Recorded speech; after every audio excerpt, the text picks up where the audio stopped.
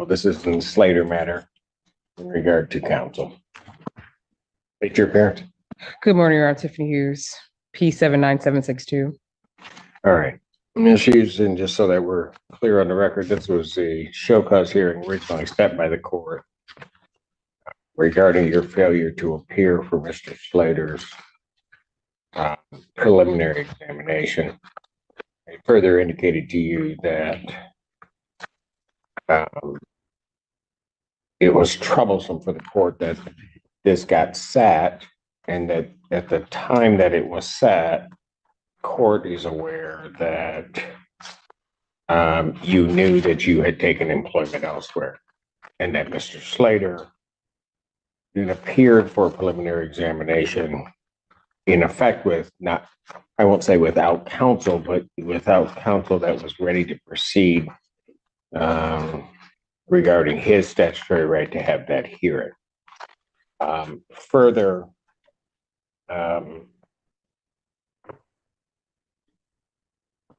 that ultimately the court was also informed, at least by Mr. Slater, that he had not been communicated with by you except for the initial time, had not been communicated about your impending departure when he then appeared before the court. Since that time, I will also indicate to you that because of this, and I'm only dealing with the Slater matter, but there were other instances during the same time, one being in 15th District Court, and I believe one being downtown before the Circuit Court, where you were counsel of record and did not appear for those proceedings. I will say also specifically regarding this proceeding that on the date and time set for the preliminary examination, that this court through my office tried to contact you numerous different ways, and we did not receive a response. The ultimate thing in that is that Mr. Slater's preliminary examination, which I believe was ultimately waived, but he did not have his preliminary examination, and his proceeding was delayed by, I believe, approximately 2 weeks. So the court has issued the show cause to see why the court should not hold you in contempt and issue sanctions. So, Your Honor, I did inform like the people that assigned me the case, I did inform them and I let them know what case I had outstanding. I was then contacted by the attorney that would be subbing in for me, and I gave him all of the information. I sent it to an email as soon as he contacted me. It was almost simultaneous. So, but what day was that? The day it was, so they contacted me, the sub attorney, they contacted me on March 8th, and I sent it on March 8th.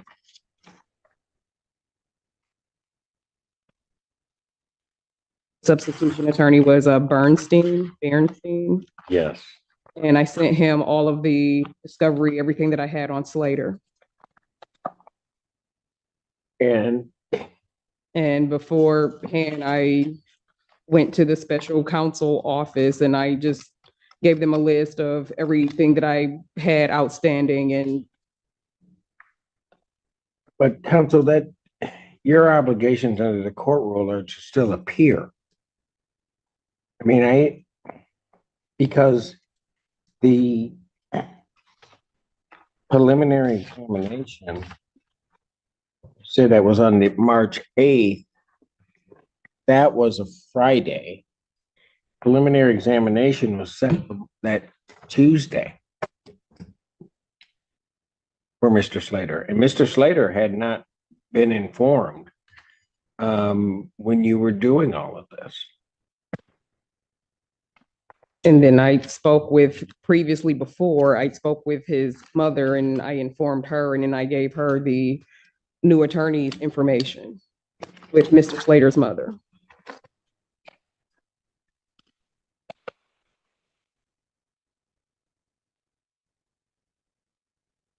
Why would on February 29th, you have set this for preliminary examination when you knew that you would not be counsel, that you had accepted other employment? I thought that another counsel would sub in for me in time.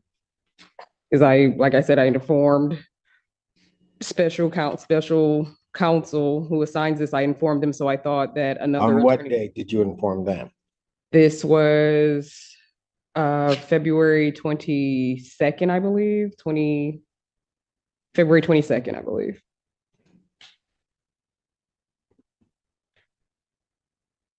Then why do I not receive a motion to withdraw until March 11th? I don't know, Your Honor. Well, you're the one, counsel, you can't just say I don't know because you're the one responsible to withdraw from the case. Regardless of the fact that the MAC office is the one that gives your name, it is your obligation. It's not their obligation.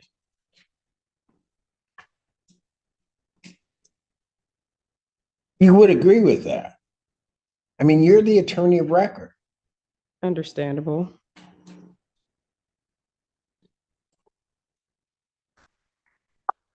But if you knew on the 22nd of February that you were going to be withdrawing from cases, I don't, on this matter, I don't get anything until March. My apologies. I didn't know. Like they said, they did all the motions to withdraw for me, so I thought they would have got it sooner. I did inform them February 22nd, and I thought that substitution counsel would be in before then.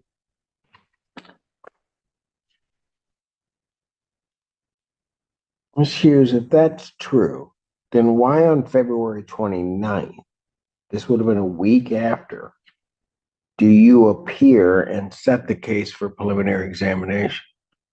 Because I thought. And not inform the court, not inform the defendant, not inform anybody that you won't be counsel of record?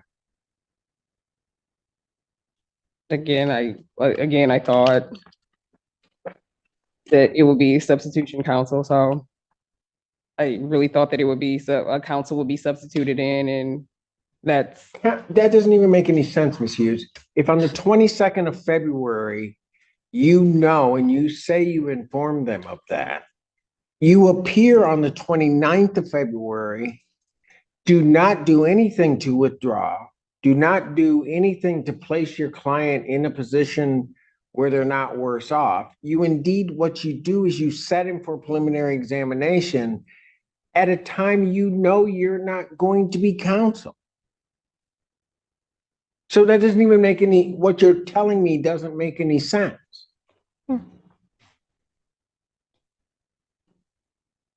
So why didn't you do something on the 29th? Okay, I was still trying to get all of my other ones in order, not just this court, but just all of the other courts that I was trying to tie up those, and ball got dropped. It doesn't make any sense to me, Ms. Hughes. And I want to give you the benefit of the doubt on this, but if you're telling me on the 22nd of February that you knew that you had other employment, that you informed, you're saying at that time, without turning this into a full-blown hearing, but I'll bring them down, that on the 22nd, that you informed the MAC office.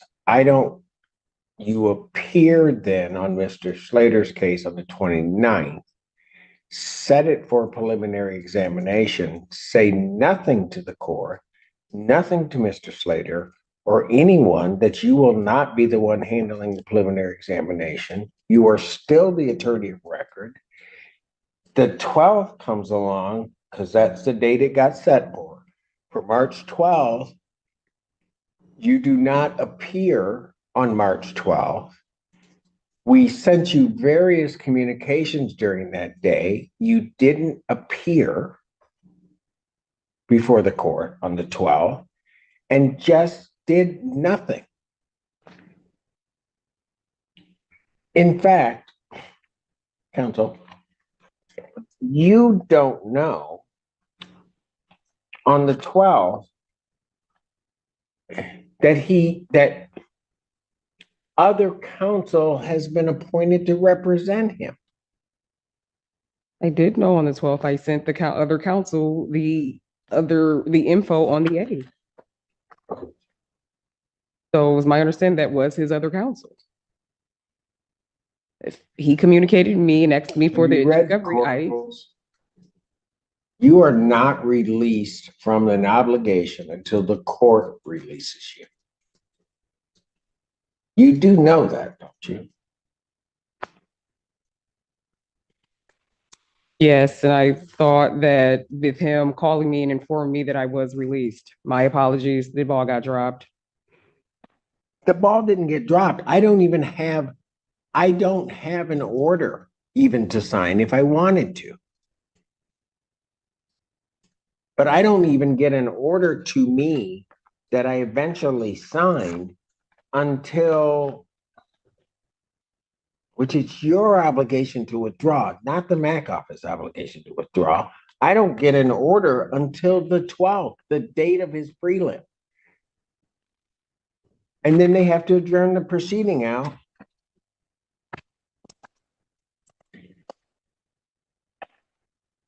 Anything else you want to say? No.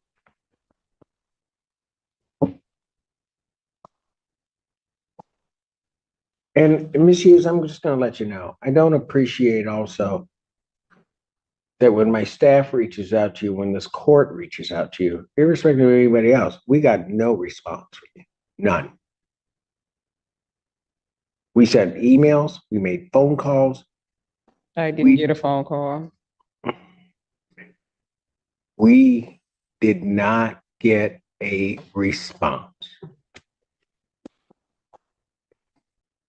Anything else you want to pay? I was trying to find a way where this was not something that I should sanction misuse, but I don't see that. Anything else you want to say?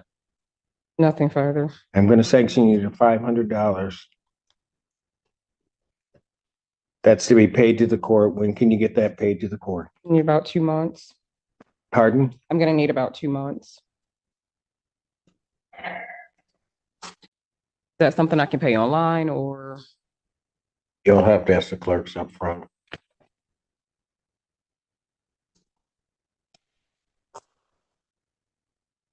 That's to be paid by June 21st, 2024. Thank you.